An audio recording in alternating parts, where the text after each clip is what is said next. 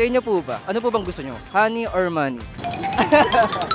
Honey, kasi nandun siya. Ay, doon siya. Opo. Gano'ng katagal na po ba kayo? 3 years sa January 27. Sana all.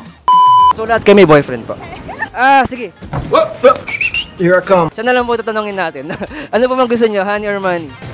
Money! Yo, what up? Is your boy Joplax in the house. Gar, grabe. Mania! Meron tayo ulit interviewin. Ang ganda nila, magkakapatid sila, Gar, grabe. Kaya ayoko na patagalin to. Pakilala ko na sila Miss Kim, Ali, and Zia. Kumusta po kayo? Okay na ako. Grabe, Gar. Tatlo to, Gar. Sana kayanin ko. Parang may naamoy ako hindi maganda. Pero sa mga question ko, bahala na sila sumagot. First time nyo ba dito sa LU? Opo, first First time time. nyo. Bali, pang ilan araw na po ba kayo dito? Second day. Second na, parehas lang. Hanggang kailan po ba kayo dito? Hanggang Sunday. Sunday, Tomorrow. parehas lang din. For vacation lang din talaga, no? Grabe. Gar, ito na. First question na ako, di ko na batagalin to. Mania! Sa inyo po ba? Ano po bang gusto nyo? Honey or money? Honey, kasi nandun siya. Ay, doon siya. Opo. Gano'ng katagal na po ba kayo?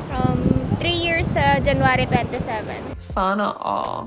Grabe, 3 years, no? Sana all. Ano po bang secret na para tumagal sa pagiging 3 years? Ano lang, proper communication and understanding sa isa't isa. Ayun, Gar, alam nyo na, no? Kayo po ba, ma'am? Ano po bang gusto nyo? Honey or money? Ilang taon na po ba kayo, ma'am? 7. So, ano po bang gusto nyo? Honey or money? Single po ba siya or may girl? Single po siya. Ay, May boyfriend. So, lahat kayo may boyfriend po? Sige. Here I come. Ito na lang po tatanungin natin. Ano po bang gusto nyo? Honey or money? Money. Money! Talaga naman, no? Bakit money? Wala lang. Wala lang, single ako eh. Sabagay.